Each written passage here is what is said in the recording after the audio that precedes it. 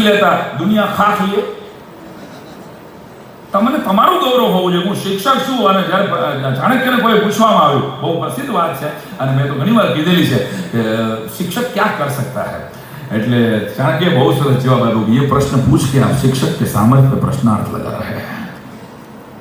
ये प्रश्न पूछ के आप शिक्षक के सामर्थ्य पे प्रश्नार्थ लगा रहे हैं. આપણી તકલીફ શું થાય છે કે આપણે ઘરને સ્કૂલમાં લઈ જઈએ છીએ અને સ્કૂલને ઘરે લઈ આવીએ છીએ.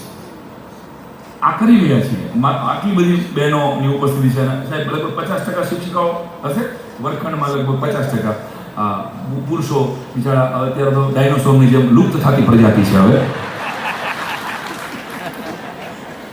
ગણિતના શિક્ષકો હશે, આમાં કેટલા છે ગણિત વાળા? આપજો કરો ગણિત વાળા. હા, વેરી નાઇસ. તો કાં વિજ્ઞાનના છે, બાકી ભાષાના, અને એમાંય પહેલું ધોરણ તો બેનને જ આપવામાં આવે. કાં પહેલા ધોરણના છોકરા તો હચવાય જ નહીં. મેં જ્યારે મારી નિશાળમાં પહેલું ધોરણ સ્વીકાર્યું હતું ને ત્યારે મને આમાં આશ્ચર્ય થયું, પહેલું ધોરણ તમે સાચવી શકશો? મેં કીધું મૂકો તો ખરા, તમે અમને ચાન્સ તો આપો ભાઈ. કીધું હા. પણ એટલે આપણી કઠણાઈ શું થાય છે કે સ્કૂલને આપણે ઘરે લઈ આવીએ છીએ અને ઘરને આપણે સ્કૂલે લઈ આવીએ છીએ, એટલે ક્યાંક આપણી શિક્ષણ પ્રણાલીમાં ફેરફાર આવે છે. એટલે બહુ હળવું વાક્ય તમને ગમે અને ગળે ઉતરે તો કે operation is success but patient is dead.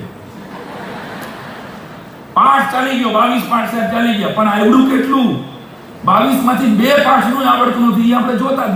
પાઠ હલાવી દીધો છે, અભ્યાસક્રમ થઈ ગયો છે, આંકડા ઉપર આપણે ઓન પેપર એવું જોરદાર કામ કરીએ છીએ. પણ મેં કીધું એમ કે 20 વર્ષ પછી આપણને કોઈ યાદ કરશે એવી શિક્ષણ પ્રણાલીમાંથી આપણે બહાર નીકળી રહ્યા છીએ.